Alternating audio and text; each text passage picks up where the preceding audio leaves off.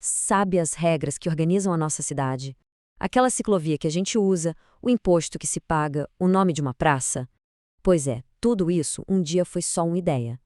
Hoje, a gente vai mergulhar nessa jornada para entender direitinho como uma ideia sai do papel e vira uma lei municipal que mexe com a vida de todo mundo. Essa grande pergunta, né? Como é que uma coisa tão simples vira uma regra oficial? O caminho pode até parecer complicado, cheio de etapas, mas ele é fascinante. E o mais importante é esse processo que define o nosso dia a dia. Vamos juntos desvendar cada passo dessa trajetória. Para a gente não se perder, aqui está o nosso mapa. Primeiro, o básico. O que é esse caminho da ideia até a lei? Depois, vamos dar uma olhada nas ferramentas que os políticos usam, entender as regras do jogo. Aí sim, a gente acompanha a jornada completa de um projeto e, no final, a gente conversa sobre o porquê de tudo isso ser tão importante para nós. Então, vamos começar. O que é, afinal, o tal do processo legislativo municipal? Bom, a gente pode pensar nele como a trilha oficial, sabe?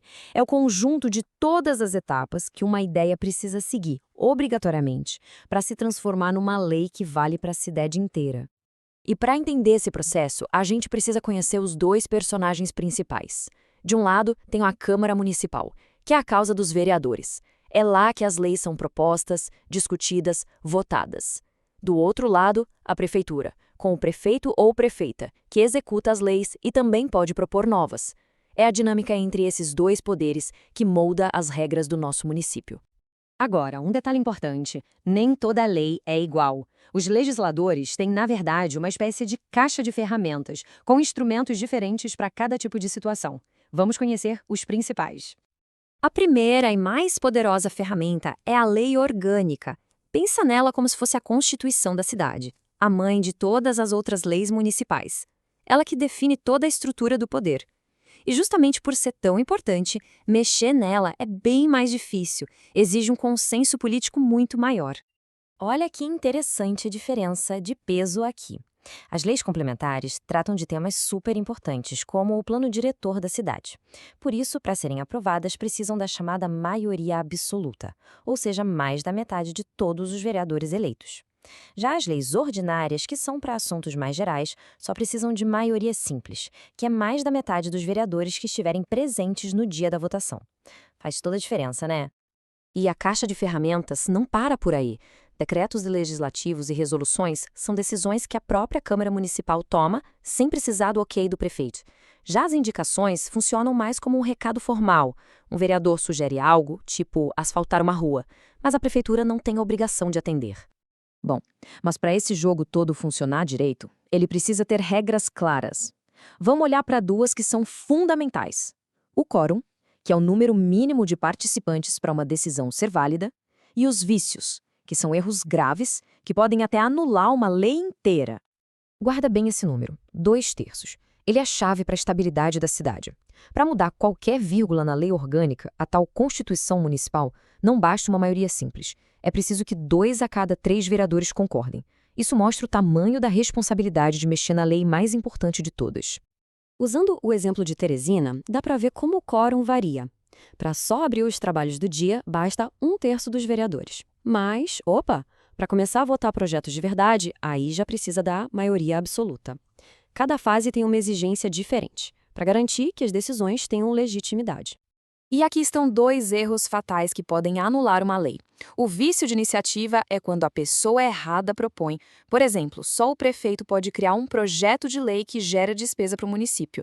Se um vereador fizer isso, não vale.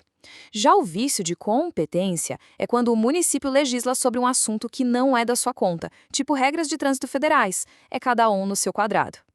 Aqui, a gente já conhece os jogadores, as ferramentas e as regras do jogo. Agora chegou a hora de seguir a jornada completa de um projeto de lei, do início ao fim. São 6 etapas decisivas. Vamos lá.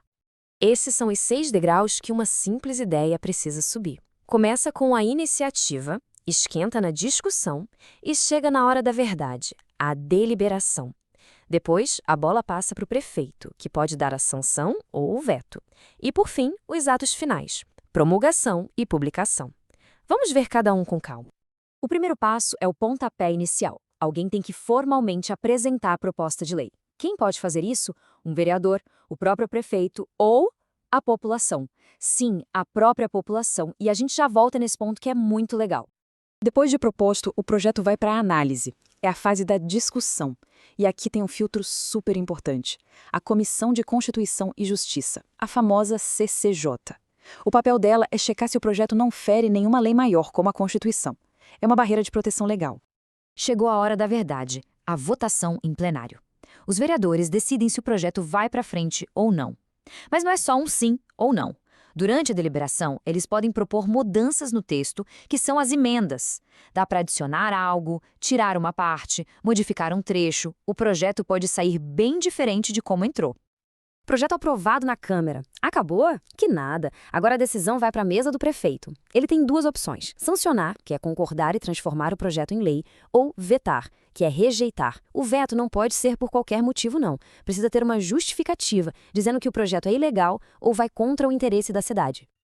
Ufa, chegamos aos últimos passos. A promulgação é como se fosse o nascimento oficial da lei. É quando ela é atestada e ganha um número. Logo depois vem a publicação, geralmente no Diário Oficial.